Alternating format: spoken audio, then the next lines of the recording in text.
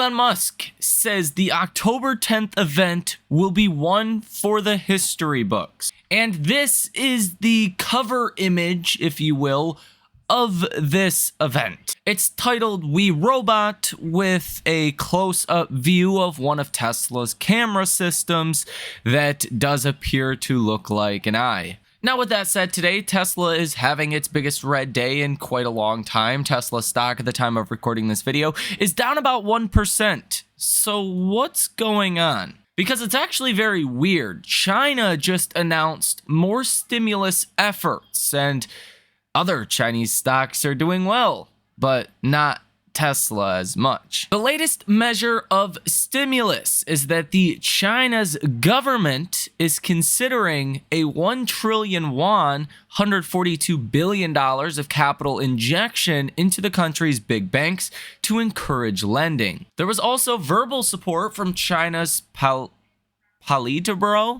Politburo, which said on Thursday that it would make efforts to boost the capital markets, utilize fiscal spending to support the property sector, and would use forceful interest rate cuts if required. I think to some degree, some stimulus is a good thing. China definitely needs it. On the other hand, China is starting to use some pretty dramatic measures that they normally don't use. And I think some people are starting to say, just how bad is China? Just how bad are things going to get if China's trying to throw the kitchen sink, if you will, at the economy and try to do these dramatic efforts to prop things up again? So perhaps there could be some fear that Tesla's recent momentum in China could be short-lived if the Chinese economy is actually this bad. It's kind of like if Jerome Powell came out last week with a 1% rate cut or 50 basis point cut like we got, but they also stopped running off the balance sheet. Like, why are you making such a dramatic effort towards boosting the economy? Are things really going to get worse? Like, to some degree, you know, a 50 basis point cut in and of itself says, hey, we have a problem, versus 25 basis points. Same's true with stimulus measures. The more stimulus you try to throw at an economy, presumably the worse off the economy is. So I think that's part of what we are seeing today for Tesla, where Tesla is not going up as much as some other Chinese stocks. We also had a little bit more of a negative piece put out from Morgan Stanley's Adam Jonas. He's one of the biggest Tesla bulls out there, one of the highest price targets. He says, quote, "There's only so much interest rates can do to address unaffordability. We highlighted earlier in the state of U.S. auto credit and affordability, we expect to see the trend in higher incentives, including deteriorating vehicle mix, as important to attract that marginal auto consumer." And this is not really what people want to hear right now. Adam Jonas has a more positive view as well on Tesla and Elon Musk's AI spending. He says, "The Musk economy is spending the market caps of Rivian and Lucid combined on AI this year alone." He says Tesla intends to spend at least $10 billion on AI in 2024 on several compute projects. The supercluster in Austin, Texas, planned to house 50,000 H100 GPUs and 20,000 of Tesla's own D1 chips. An inference computer in Dojo, the most recent Q2 2024 10Q, showed $2.6 billion of computer equipment, hardware and software PPE, $2.5 billion of AI infrastructure PPE, and nearly $7 billion of construction in progress, primarily related to AI-related assets, squaring with the $10 billion projection. Of the $10 billion, Musk estimated spending $5 billion on initial development, $3 to $4 billion on NVIDIA GPUs alone, and the rest on residual infrastructure, not to mention XAI and its own $10 billion spend by the end of 2024 on the Colossus supercluster. That's kind of crazy. Elon Musk's companies collectively are spending more on AI this year, not to mention next year, but this year, than Rivian and Lucid market caps put together. That's kind of insane when you say it out loud. Tesla has started work on construction for a road for Giga Berlin's expansion, which honestly, I'm not a huge fan of this given the slowdown of EV sales in Europe, but really the problems Tesla has in Giga Berlin, I think we'd be much better off at this point just leaving Giga Berlin where it is and building a factory somewhere else. I mean, these protesters are setting ablaze freaking, electricity towers, right? And shutting down Giga Berlin for almost a week. Like, I don't know if it makes sense to expand Giga Berlin, but hey, I'm not in charge of Tesla. Elon is, and I have full faith that he is doing the best job he can to create as much value for Tesla investors as possible. It is being reported that Tesla had to cut down 3,000 trees for this, and it seems like people in the area are not happy about that, even though Tesla's planted over 1 million trees in Germany alone this year. We are getting a fresh update of Giga Nevada's progress for the semi-factory, and it looks like this roof panel is starting to grow a little bit larger, so a little bit more progress seems to be taking place in Nevada. Jan of the EV Universe on X writes this post and says, I know I've seen it before. The summon button in the Tesla ride-hailing app mock-up. And yeah, it's definitely very, very similar. At least the outside here, even the dotted outside frame, if you will, is pretty much the same. Okay? So are we going to get some kind of software deployment that starts to enable you to summon a Tesla? Are we getting to that stage? I don't know. Tesla technically does not have the permits allowed to operate a robotaxi or even test a robotaxi on streets unsupervised. Okay, so they would technically be breaking the rules if we got a legal demonstration on legal roads, but it wouldn't surprise me. Now, with this said, it does look like we are very close, at the bare minimum, to seeing the robotaxi actually launch. And maybe even if it doesn't launch until, mid 2025 or so, I think Tesla's going to start integrating the software aspects into the Tesla app now, just to get ready for the subsequent launch. And this could get Wall Street very excited. Now, in other news today, TSLA Korea has entered the certification process to sell the Cybertruck in South Korea, according to the Korean Transportation Safety Agency. They say, quote, various vehicles such as vehicles imported directly by individuals or companies come to KATRI for certification. In the case of the Cybertruck, the seller Tesla is in the process for direct certification. It is being reported that the chief financial officer on September 23rd, 2024 sold 8,000 shares of Tesla worth about $2 million, but he still has control over 105,000 shares in Tesla.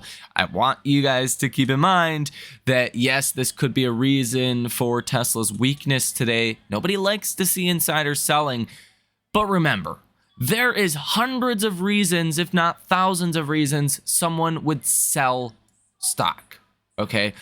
Perhaps the more ominous conclusion would be the company is not going to have great things to say on October 10th, and maybe the stock's going to fall, right? That's the ominous reason. It could be because his kids are getting married, or he wants to go on vacation, or he needs to pay some bills, or needs to pay taxes, or wants to buy a boat. Like, there's so many different reasons for insider selling. I don't think this raises any red flags, even though this is 5 out of 5 stars on the newswire this morning, so I imagine it's having an effect on Tesla. And yeah, it says here Tesla shares down 1.2% after insider selling, but really, is this a big deal? No. Now, we are starting to see Tesla's short interest of free float really decline, now down to 2.78%. You currently have $19.84 billion sold short in Tesla stock. And again today, you're seeing 1.16 million shares being covered on today on net. Okay, so there's return shares or covered shares of 1.32 million, borrowed shares 154,000. So on net, you're getting almost 1.2 million shares again being covered on today. The amount of shares currently sold short sits at 77.19 million. So there's definitely been a spree of short covering activity over the past couple of days. And yet again today, look at this. For the third day in a row, yesterday you had 80.3 million in option activity from big money with a positive order value of 76%, totaling 168 orders. Now today, and we're not at the end of the day yet, obviously I have to make these videos before 4 p.m. to get them out at 4 p.m. So you're probably going to see these numbers rise quite a bit more. I wouldn't be surprised if this is an over $100 million day for option activity. But so far, you have seen 145 different trades, which is a lot, totaling $78.95 million with a positive order value of 79%.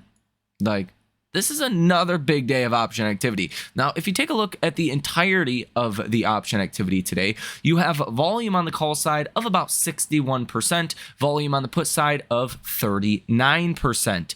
And this is including retail investors in this. This interesting flow sentiment only picks up hedge fund and institutional options trades. So you're seeing a lot of bullishness from retail and from institutional right now. If we take a look at sentiment today for Tesla, you are neutral at 47. 1 day ago, you were bullish at 71.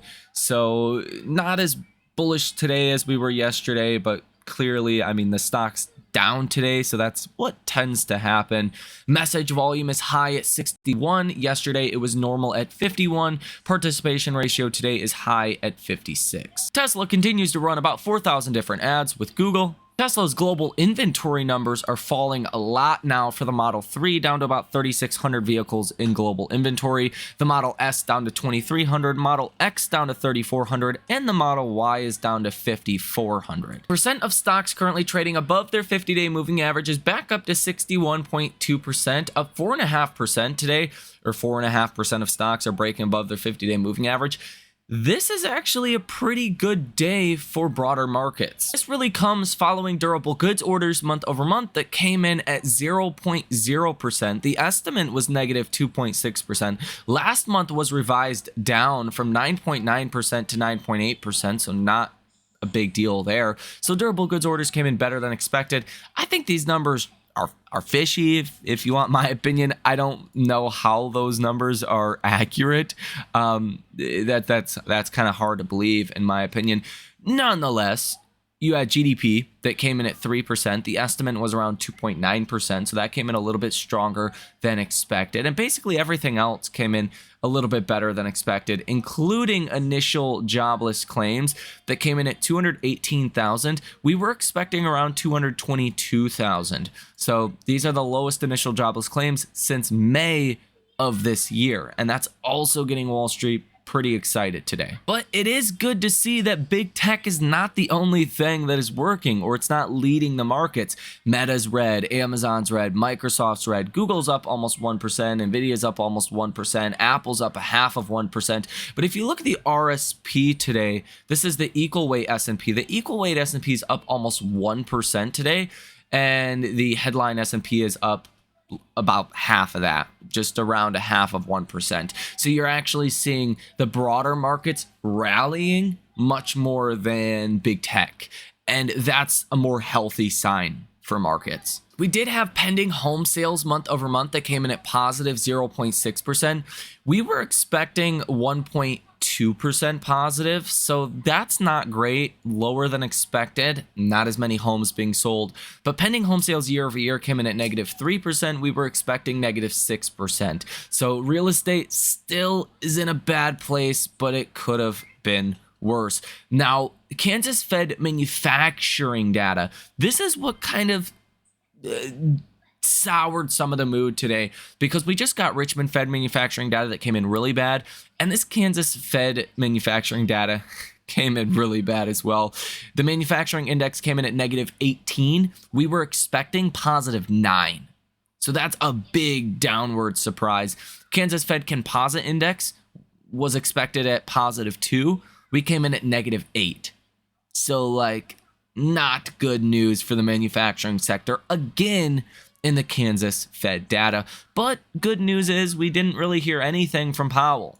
So he didn't throw cold water on this market. He didn't really help things. He didn't say anything about monetary policy or the state of the economy in his opening remarks. So that didn't have an effect on markets today. Now, on a technical basis for Tesla stock, we're doing just fine. We're above that 246 level. That's really the level that matters between now and October 10th.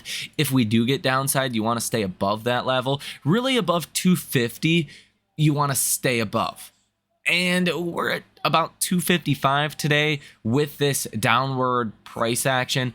I don't really think we're going to get too much downside between now and October 10th. If we get some election fears that start to creep in, that's possible. But from my perspective here, there's really not much that's going to slow down Tesla unless the economic data starts to disappoint to the downside and starts to come in weak, in which, like we've seen today with durable goods orders, I don't believe those numbers for a second, but those are the numbers we're getting. So it really doesn't matter what my opinion is. The data's the data, even if it is heavily manipulated.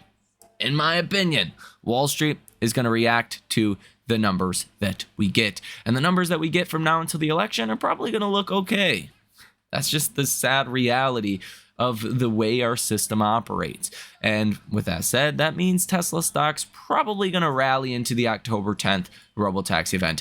If it does not, then I think you get a rally after the Robotaxi event, because justifiably speaking, I think Tesla stock should be way higher than $255 per share when we're about to get this Robotaxi event. So let me know what you guys think about all of this information down below in the comment section. You guys have a fantastic rest of your day, and I will see you in the next one.